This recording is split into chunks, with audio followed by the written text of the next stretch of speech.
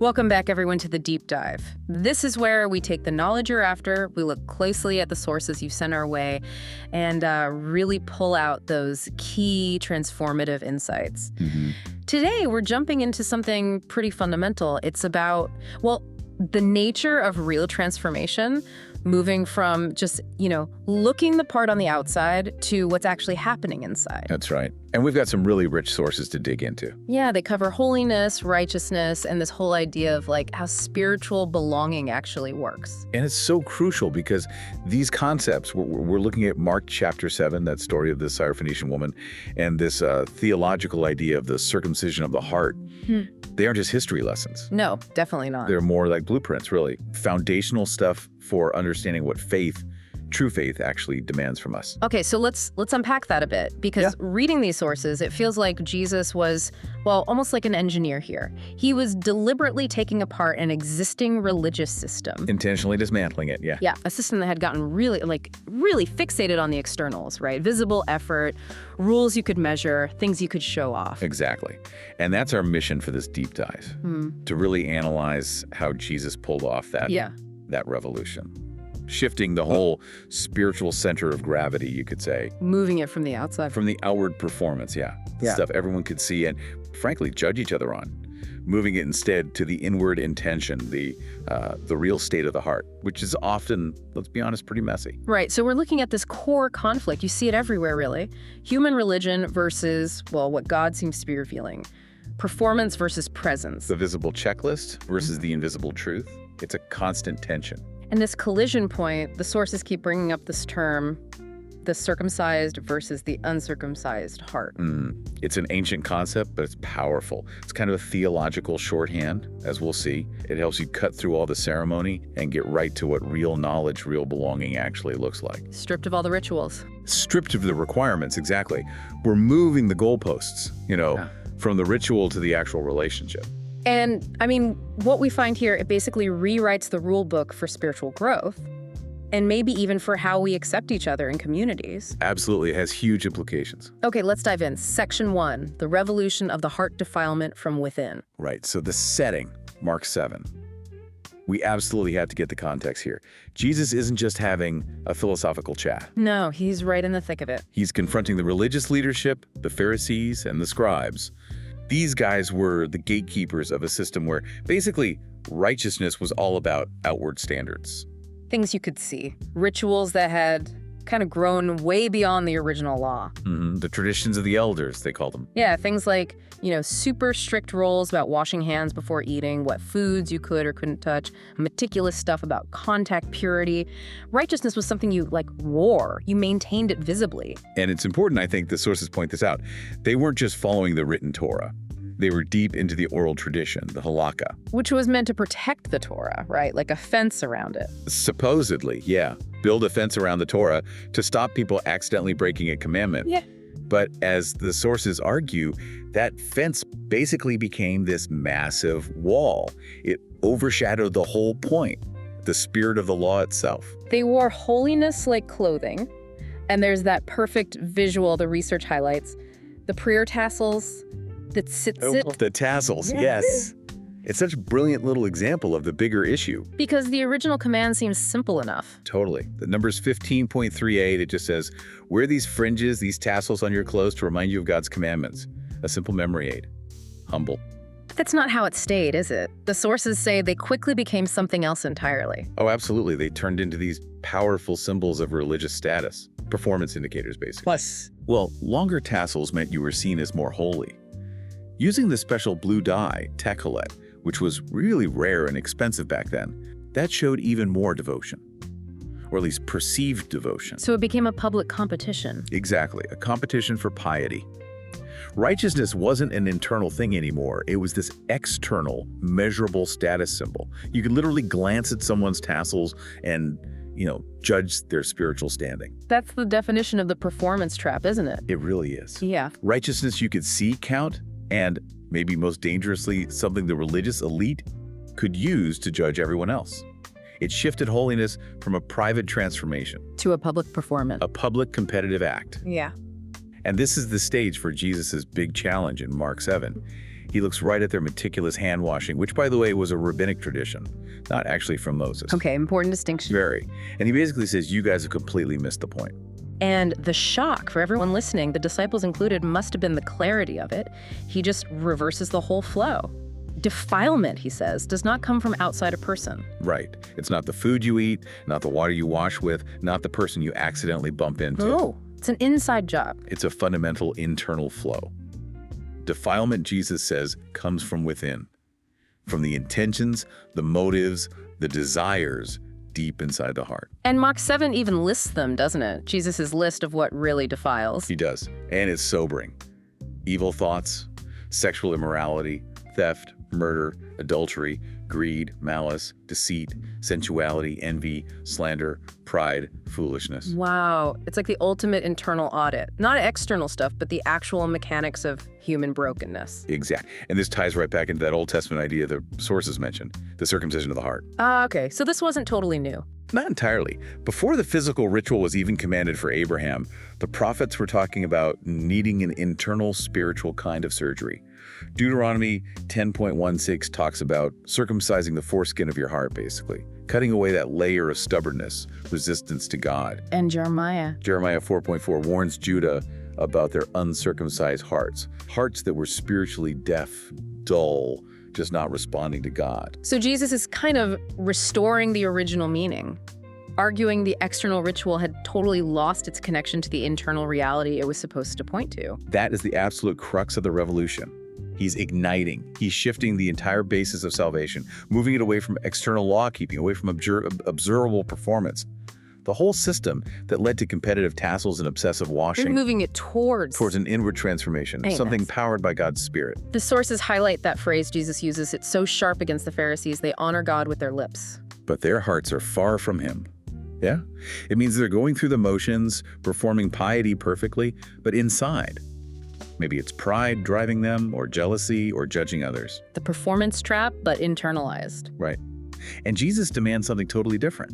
A faith that comes from actually hearing his words. Words, he says, are spirit and life. It has to be alive inside you, not just something you recite. If your heart is the source of defilement, then all the external cleaning in the world is, well, it's pointless. Which is why the sources really hammer this home. Salvation is something you receive. You don't earn it by checking off boxes or meeting purity standards. Exactly. And Jesus didn't just say this, he showed it. Physically, often in ways that must have seemed, well, deeply offensive to the religious folks. How so?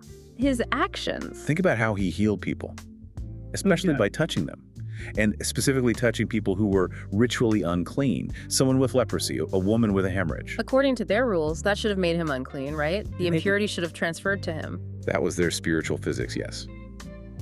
His touch should have contaminated him. It was scandalous to the whole purity system. But the sources argue Jesus flips the script. He completely flips the physics. He doesn't receive defilement from them. Instead, he imparts his own life, his own radical purity, and that restores their lack. He's the source of life, so contact with him cleanses, it doesn't contaminate. Whoa, that's a total reversal. Purity flows out from him. Yes. So the big takeaway from this section, from what the sources are telling us, is that salvation isn't about the law, not about rituals, not about gritting your teeth and trying harder. It's the heart. It's the heart yielded to Christ, allowing his Spirit to lead. It's about becoming something new, not achieving something on your own. Grace starts the work, transforming you so you're not performing for God anymore. You're just following him because your internal compass, your heart, has been fundamentally reset. Okay, but if the inside is what truly matters, then the next big question the sources tackle is, well, who gets to be inside? Who belongs in this kingdom? Exactly. And that transition is perfect because right after declaring defilement comes from within, Jesus immediately goes and challenges the external boundaries, the ones that define who was acceptable and who was, completely out. This is where the story really pushes the boundaries, literally. It expands dramatically. Yeah. And it clearly made the disciples deeply uncomfortable. The sources point us to Jesus doing something deliberately provocative, even offensive by their standards. He leaves Israel. He leaves the traditional, accepted boundaries of Israel and walks straight into Gentile territory, specifically the regions of Tyre and Sidon up in Phoenicia. And we need to understand this wasn't just like, popping over to the next town. Oh no. For a devout Jew, especially someone trained under the Pharisees like the disciples were, setting foot on Gentile land was a big deal. It risked serious ritual contamination. Why? What was the thinking? Well, the sources explain the perceived risks. Contact with Gentile homes, sharing the air they breathed, even the ground itself was considered potentially defiling because, well, those people didn't follow Mosaic law. They didn't keep kosher. They might have idols. So to the disciples, Jesus was deliberately putting his covenant status, his purity, at risk. He absolutely was. And this action itself was a statement. It was essential to show that God's kingdom doesn't stop at lines drawn on a map or, lines drawn by religious rules. He was challenging their core belief that God was sort of contained within Israel or limited by the purity codes that were designed to keep the outside world out. Precisely. Keep the unclean world at bay.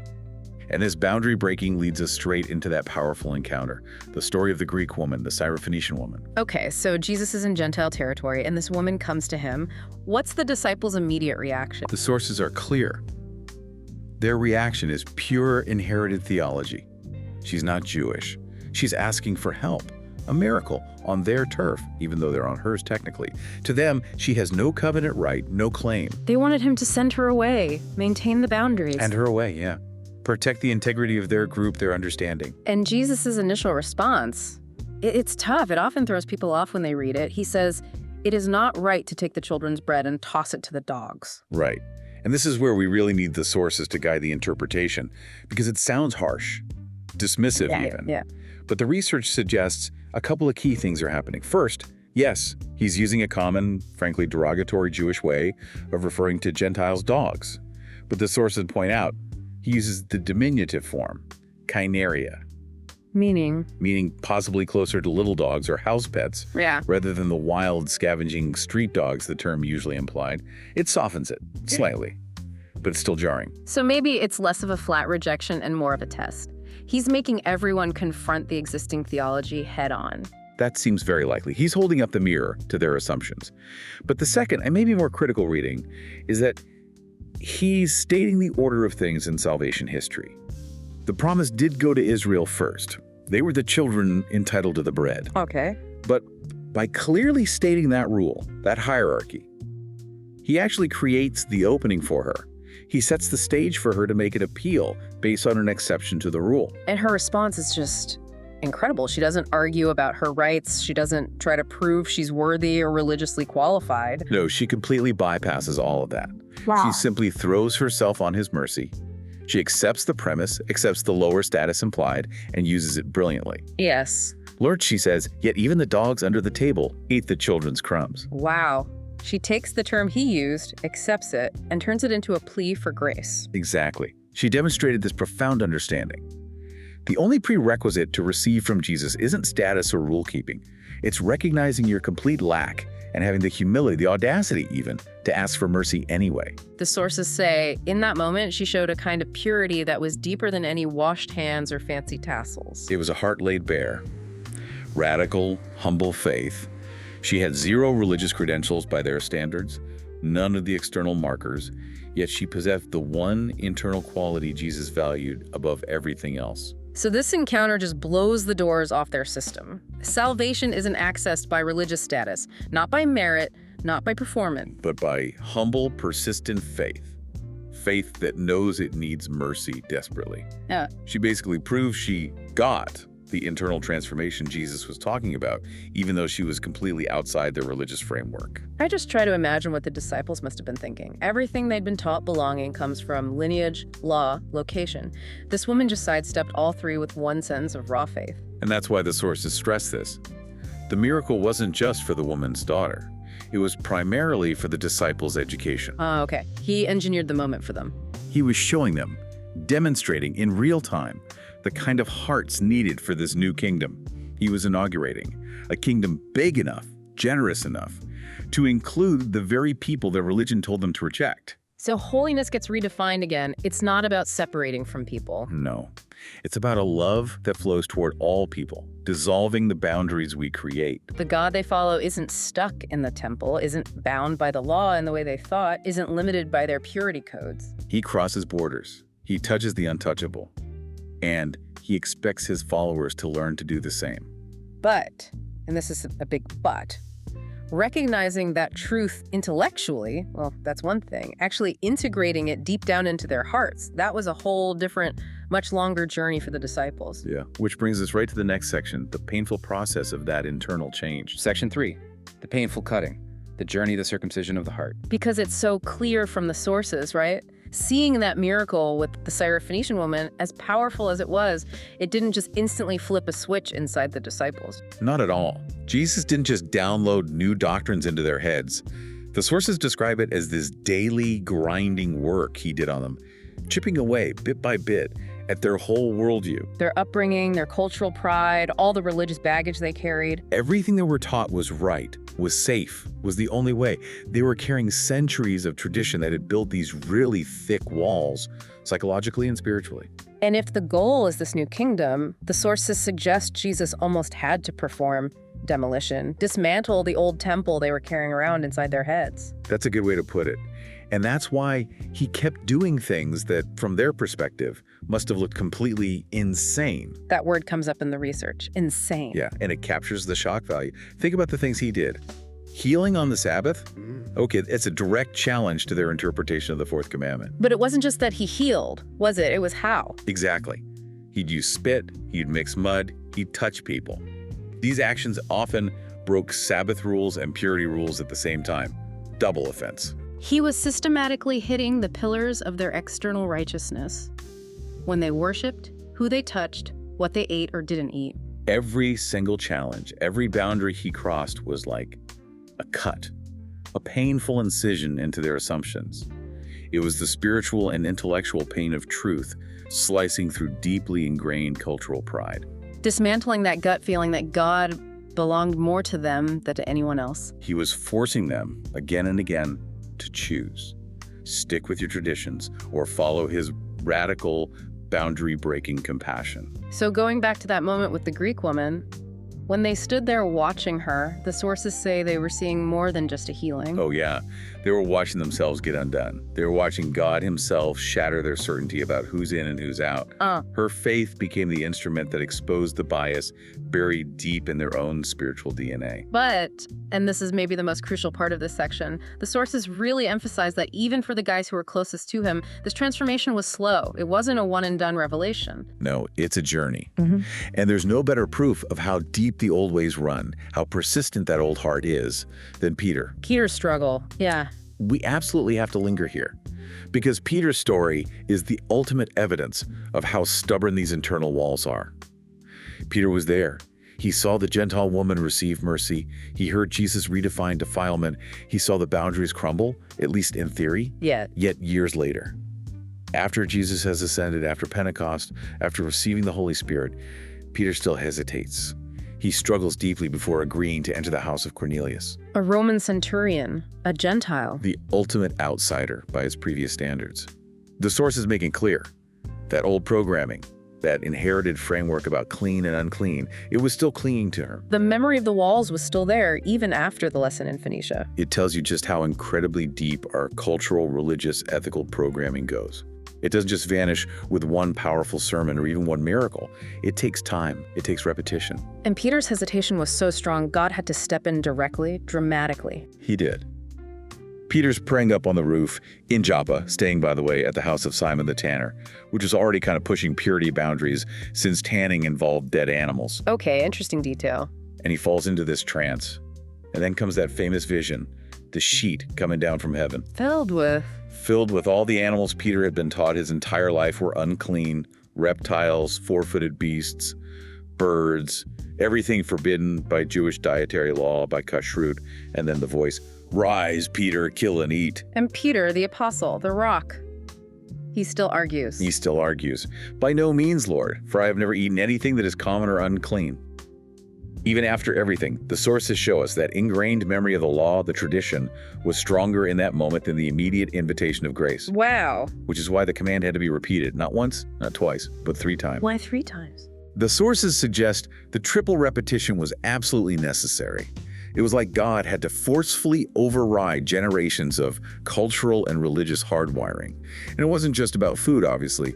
The animals represented people. Do not call unclean what I have made clean. That's the punchline, isn't it? The definition of the circumcision of the heart, emerging from Peter's own struggle. That's it, exactly. God was performing surgery on Peter's internal walls, right there in that vision. So if we pull it all together, based on these stories, the circumcision of the heart is what? How do the sources define it?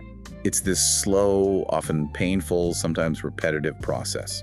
It's the cutting away of inherited judgment, of cultural superiority, of pride that we often disguise as holiness or doctrinal correctness. It's more than just removing obvious sin. It's removing the walls, the defenses we build around who we think God favors. That's a key distinction the sources make. Yes. It's about tearing open the heart so that God's love, his acceptance, can flow freely where our rules, our laws, our internal restrictions used to block it. Jesus wasn't just saving souls. He was teaching his closest followers how to love like him, universally, without preconditions. Stripping religion away from mercy, separating holiness from superiority, making them ready, finally, to love the way heaven loves. The sources say he was walking their hearts towards Pentecost. Towards that moment when the law wouldn't be on stone tablets anymore, but written inside them, breathed into their bones, into their spirits by the Holy Spirit.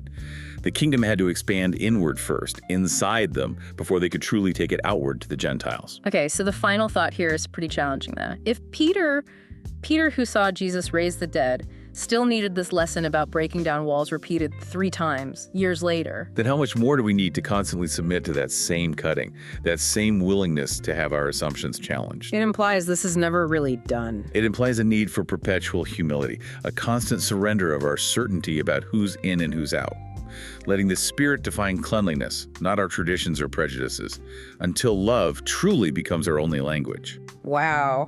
Okay. Let's try and wrap this up. So what does this all mean? Where do we land after this deep dive? Well, it feels like we've uncovered this really profound shift, right?